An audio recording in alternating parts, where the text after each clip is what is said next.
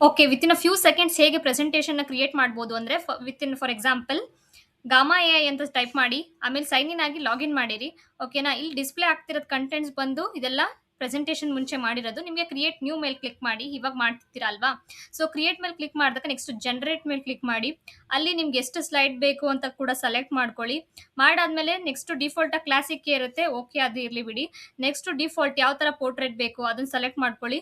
Next language default ಆಗಿ English ಇದ್ದೇ ಇರುತ್ತೆ. ನೆಕ್ಸ್ಟ್ ನಿಮ್ಗೆ ಯಾವುದು ಕಂಟೆಂಟ್ ಬೇಕು ಅದನ್ನ ಟೈಪ್ ಮಾಡಿ.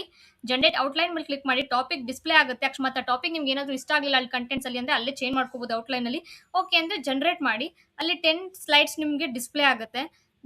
ಡಿಸ್ಪ್ಲೇ ಆದಾಗ ನೀವು ನೋಡ್ಬೋದು ಎಷ್ಟು ವಿತಿನ್ ಅ ಫ್ಯೂ ಸೆಕೆಂಡ್ಸ್ ನಮಗೆ ಪ್ರೆಸೆಂಟೇಷನ್ ಕ್ರಿಯೇಟ್ ಮಾಡ್ಕೊಡ್ತು, ವಿತ್ ಇಮೇಜಸ್ ಅಲ್ವಾ. ಅಕಸ್ಮಾತ್ ನಿಮ್ಗೆ ಅದೇನಾದ್ರೂ ಇಮೇಜಸ್ ಇಷ್ಟ ಆಗಿಲ್ಲ ಅಂದ್ರೆ ಕೆಳಗಡೆ ಈ ಕಡೆ ಸೈಡ್ ಅಲ್ಲಿ ಟೂಲ್ ಬಾರ್ ಇದೆ. ಸೊ ನೀವು ಅಲ್ಲಿ ಎಕ್ಸ್ಪ್ಲೋರ್ ಮಾಡ್ಕೋಬಹುದು, ಇಮೇಜಸ್ ಚೇಂಜ್ ಮಾಡ್ಬೋದು, ಕಂಟೆಂಟ್ ಕೂಡ ಮಾಡಿಫೈ ಮಾಡ್ಕೋಬಹುದು. ಮತ್ತೆ ಇಲ್ಲಿ ನಿಮ್ಗೆ ಪ್ರೆಸೆಂಟ್ ಮಾಡ್ಕೋಬಹುದು. ಅಂದ್ರೆ ಸ್ಲೈಡ್ ಶೋ ಅಲ್ಲಿ ನೋಡ್ಬೋದು ಹೇಗೆ ನನ್ನ ಪ್ರೆಸೆಂಟೇಷನ್ ಕಾಣ್ತಿದೆ ಅಂತ. ಸೊ ಇವಾಗ ನೀವೇನಾದ್ರೂ ಸೇವ್ ಮಾಡಬೇಕು ಅಂತ ಅಂದ್ರೆ 3 ಡಾಟ್ಸ್ ಮೇಲೆ ಕ್ಲಿಕ್ ಮಾಡಿ, ಎಕ್ಸ್ಪೋರ್ಟ್ ಬಟನ್ ಮೇಲೆ ಕ್ಲಿಕ್ ಮಾಡಿ. ಪಿಪಿಟಿ ಅಲ್ವಾ ನಿಮ್ಗೆ ಬೇಕಾಗಿರೋದು. So export to PowerPoint. ಓಕೆನಾ? ಮಾಡಾದ್ಮೇಲೆ ನೀವು ಸೇವ್ ಆಗುತ್ತೆ. ಓಕೆನಾ? ನಿಮ್ ಡೌನ್ಲೋಡ್ಸ್ ಅಲ್ಲಿ ಸೇವ್ ಆಗುತ್ತೆ. ಈಗ ಸೇವ್ ಆದ್ಮೇಲೆ ಅದು ಡಿಸ್ಪ್ಲೇ ತೋರಿಸುತ್ತೆ ಏನಂತ, ನೀವು ಯಾಕಂದ್ರೆ ಪ್ರೆಸೆಂಟೇಷನ್ ಮಾಡಬೇಕಾದ್ರೆ ಗಾಮಾ ಎ ಅಂತ ತೋರಿಸುತ್ತೆ. ಸೊ ಅದು ವಾಟರ್ ಮಾರ್ಕ್ ರಿಮೂವ್ ಆಗಿರಲ್ಲ. ರಿಮೂವ್ ಮಾಡಬೇಕು ಅಂತಂದ್ರೆ ನನ್ನ ಹತ್ರ ಒಂದು ಟ್ರಿಕ್ ಇದೆ. ಓಕೆನಾ? ಅದು ಹೆಂಗೆ ವಿತಿನ್ ಅ ಸಿಂಪಲ್ ಥಿಂಗ್, ಏನು ಸಬ್ಸ್ಕ್ರಿಪ್ಷನ್ ಬೇಕಾಗಿಲ್ಲ, ರಿಮೂವ್ ಮಾಡ್ಬೋದು. ಅದು ಬೇಕು ಅಂತ ಅಂದ್ರೆ ವಾಟರ್ ಮಾರ್ಕ್ ಅಂತ ಕಮೆಂಟ್ ಮಾಡಿ.